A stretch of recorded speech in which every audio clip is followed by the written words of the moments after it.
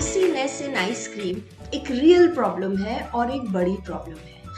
खास तौर पे अगर आप एक आइसक्रीम बिजनेस ओनर हैं या फिर एक आइसक्रीम मैन्युफैक्चरर हैं तो ये प्रॉब्लम आपके लिए और भी सीरियस प्रॉब्लम है, बिकॉज ये डायरेक्टली आपकी प्रॉफिटेबिलिटी को हिट करती है। हाय, मेरा नाम नीरा पांडे है और मैं एक आइसक्रीम प्रेन्योर हूँ और एक आइसक्रीम बिजनेस कोच भी हूँ। आज अपने इस वीडियो में मैं बात करने वाली हूँ आइसीनेस इन आइसक्रीम की। कई बार हमारी आइसक्रीम जो है वो ग्रेनी टेक्सचर की हो जाती है, उसमें आइस क्रिस्टल्स होते हैं। सो इस वीडियो में आज हम बात करेंगे उसके बारे में, क्या होता है आइसीनेस इन आइसक्रीम, क्यों होता है और किस तरह से हम अपनी आइसक्रीम्स को आइसी होने से बचा सकते हैं। तो चलिए let's dive deep into it. सबसे पहले आइसक्रीम का हमें स्ट्रक्चर अंडरस्टैंड करना चाहिए। सो आइसक्रीम है क्या? सो बेसिकली आइसक्रीम जो है वो एक कॉम्प्लेक्स डेजर्ट है जो कि बनती है एयर पॉकेट्स, फैट ग्लोब्यूल्स और आइस क्रिस्टल से, और ये तीनों जो कंपोनेंट्स हैं वो यूनिफॉर्मली डिस्ट्रीब्यूटेड रहते हैं throughout the structure of ice cream. और इस यूनिफॉर्म डिस्ट्रीब्यूशन से हमें मिलता है वो प्रीमियम आइसक्रीम्स का रिच और smooth texture, mouth feel, palatability and elite taste. अब ये जो आइस क्रिस्टल्स की हम बात कर रहे हैं, इनहेरेंटली आइसक्रीम के स्ट्रक्चर में आइस क्रिस्टल्स प्रेजेंट होते हैं, लेकिन एक अच्छे स्ट्रक्चर में ये जो आइस क्रिस्टल्स प्रेजेंट होते हैं इनका साइज बहुत स्मॉल होता है। ये माइक्रोमीटर्स में प्रेजेंट होते हैं, इतने स्मॉल साइज में। और तब जाके ये जब आइसक्रीम हम खाते हैं तो हमें उसका अच्छा फील आता है, स्मूथ फील आता है। लेकिन जब कभी भी ये जो स्ट्रक्चर है ये हैम्पर हो जाता है बिकॉज ऑफ एनी रीजन, तो फिर आइसक्रीम का जो एंड रिजल्ट है, क्वालिटी है, वो सफर करता है।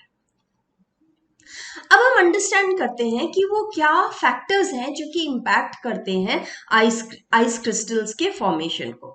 सो सबसे पहला पॉइंट जो है, हमने ये देखा कि आइस क्रिस्टल्स आइसक्रीम के स्ट्रक्चर में वैसे भी प्रेजेंट होते हैं, लेकिन वो बहुत छोटे साइज में प्रेजेंट होते हैं, राइट?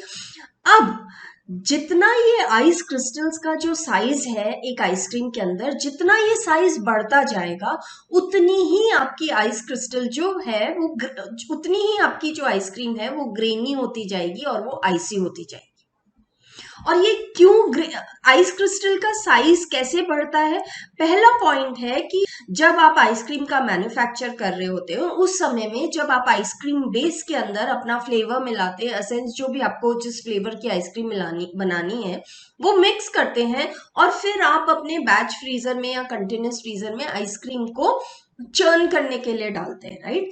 तो जितना टाइम एक आइसक्रीम को इस लिक्विड स्टेट से वो फ्रोजन स्टेट में कन्वर्ट होने में लगता है, जितना ज्यादा टाइम, उतनी ही आपकी आइसक्रीम जो है वो आइसी होती है, उतने ही आपके आइसक्रीम में आइस क्रिस्टल्स का साइज बड़ा होता है। तो इनवेरिएबली ये आइसीनेस का एक फैक्टर है वो मशीन जो कि आप यूज कर रहे हैं अपनी आइसक्रीम को मैन्युफैक्चर करने में या फिर लिक्विड स्टेट से फ्रोजन स्टेट में कन्वर्ट करने में।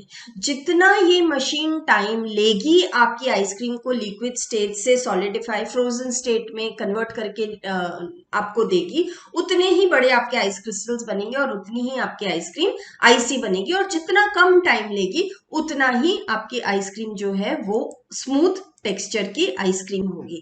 तो एफिशिएंसी जो है, आपके बैच फ्रीजर की जो एफिशिएंसी है वो एक बहुत बड़ा कारण है ये डिटरमिन करने का कि आपकी जो आइसक्रीम है वो आइसी बनेगी या फिर वो स्मूथ टेक्सचर वाली बनेगी। पहला पॉइंट। सेकेंड पॉइंट है कि जो इंग्रेडिएंट्स आइसक्रीम में यूज होते हैं उनका भी इंपैक्ट होता है आइसक्रीम के आइसीनेस पे या आइसक्रीम के स्मूथ टेक्सचर पे। जो पहला पॉइंट है वो है कि फ्री वाटर कंटेंट आपकी आइसक्रीम में कितना है। सो यूजुअली जो आइसक्रीम होती है उसके स्ट्रक्चर में ऑन एन एवरेज 50 से 60% ऑफ वाटर कंटेंट होता है, लेकिन ये वाटर कंटेंट जो है जब इसका प्रोपोर्शन बढ़ जाता है आपकी आइसक्रीम में फ्री वाटर कंटेंट का, तो आपके आइस क्रिस्टल्स जो है वो बड़े बनते हैं और आइसक्रीम का जो क्वालिटी है वो हैम्पर हो जाता है। पहला पॉइंट। सेकेंड पॉइंट है शुगर कंटेंट कितना है। सो एक प्रीमियम आइसक्रीम में ऑन एन एवरेज आपको 12 से 16% का शुगर मिलता है। शुगर का एक कैरेक्टरिस्टिक ये है कि वो आइसक्रीम में जो अनफ्रोजन वाटर कंटेंट है उसको बढ़ाता है, मतलब कुछ वाटर जो है उसको अनफ्रोजन स्टेट में रखता है। उससे बेनिफिट क्या है कि जब ये वाटर अनफ्रोजन स्टेट में होता है तो इससे आइस क्रिस्टल्स नहीं बनते। सो इनवेरिएबली शुगर जो है आइसक्रीम का फ्रीजिंग पॉइंट जो है वो रिड्यूस कर देता है। तो अगर आपकी आइसक्रीम में शुगर का कॉम्पोजिशन या शुगर का परसेंटेज कम है देन द स्टैंडर्ड परसेंटेज, तो आपकी आइसक्रीम्स जो है वो आइसी बनेंगी। तीसरा आता है स्टेबलाइजर्स यूज्ड। सो अलग अलग तरह के स्टेबलाइजर्स यूज किए जाते हैं आइसक्रीम मैन्युफैक्चरिंग में, और जो मैन्युफैक्चरर्स हैं वो जानते होंगे कि कितने तरह के स्टेबलाइजर्स यूज होते हैं, राइट। अब हर स्टेबलाइज बहुत तरह के स्टेबलाइजर्स हैं कॉमनली यूज, जैसे सीएमसी, जीएमएस, फिर बहुत लोग जेलेटिन यूज करते हैं, कुछ लोग स्टार्च भी यूज करते हैं। फिर प्लांट बेस्ड स्टेबलाइजर्स हैं जैसे कि guar gum, carrageenan, xanthan, locust bean gum, so on and so forth. So हर स्टेबलाइजर का अपना एक कैरेक्टरिस्टिक होता है, अपना एक रोल होता है। और ये जो स्टेबलाइजर होते हैं बेसिकली ये आपके आइसक्रीम में विस्कोसिटी बढ़ाते हैं, मतलब अगेन आपका फ्री वाटर जो है उसको थोड़ा डेंस कर देते हैं, जिससे कि आइस क्रिस्टल फॉर्मेशन उतने नहीं होते। और भी बहुत से रोल प्ले करते हैं, बट आइसीनेस के कॉन्टेक्स्ट में स्टेबलाइजर्स का ये रोल है। तो ये बहुत इंपॉर्टेंट है कि जो हम स्टेबलाइजर पिक करें अपनी आइसक्रीम में यूज करने के लिए उसको प्रॉपर प्रोपोर्शन में यूज करें और right type of stabiliser use करें। अगर हम ऐसा करते हैं तो हमारी आइसक्रीम्स जो है वो आइसी नहीं होंगी।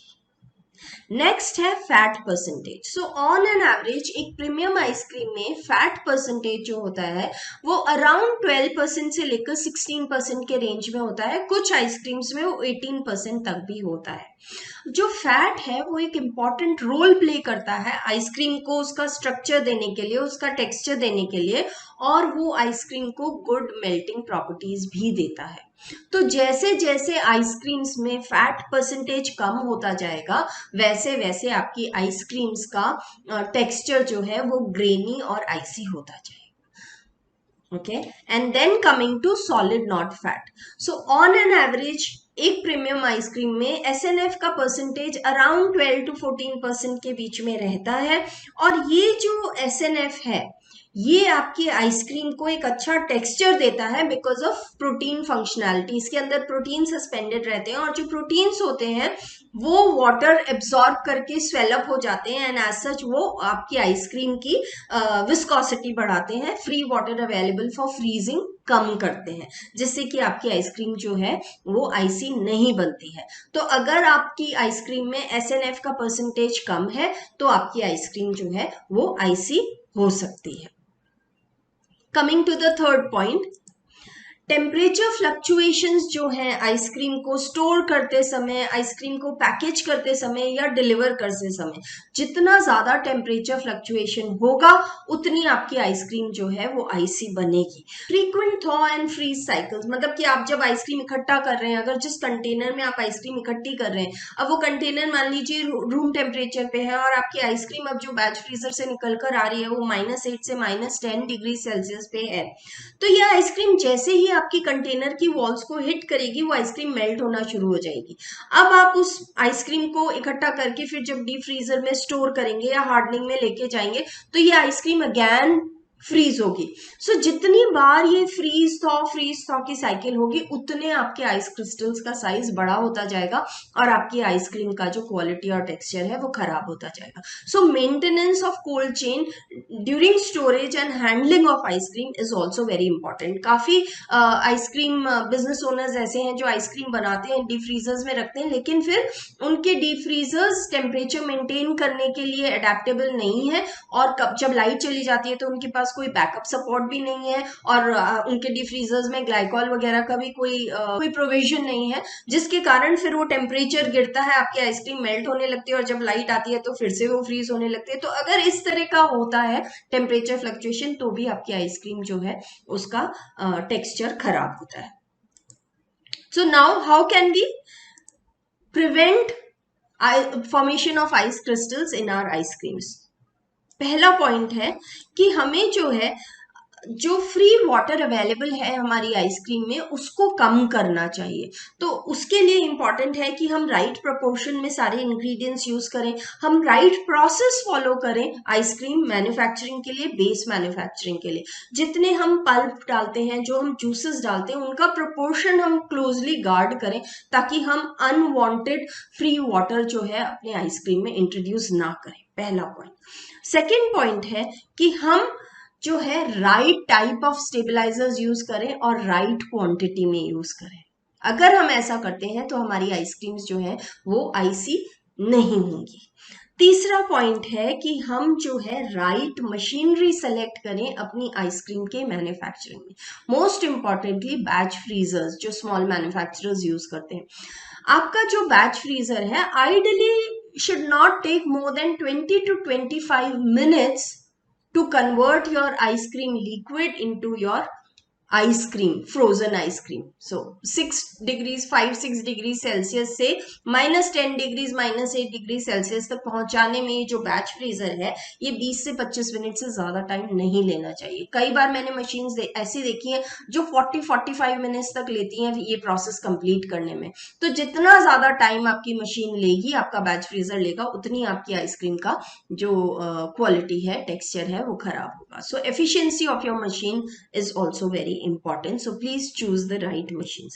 And the last point is temperature shock जो है उससे आपको अपनी आइसक्रीम को बचाना है, टेम्परेचर फ्लक्चुएशन से आइसक्रीम को बचाना है during packaging, during storage and during deliveries. तो अगर हम इन सब पॉइंट्स का ध्यान रखते हैं तो हमारी आइसक्रीम्स में आइसीनेस का जो प्रॉब्लम है वो बहुत हद तक सॉल्व हो जाएगा।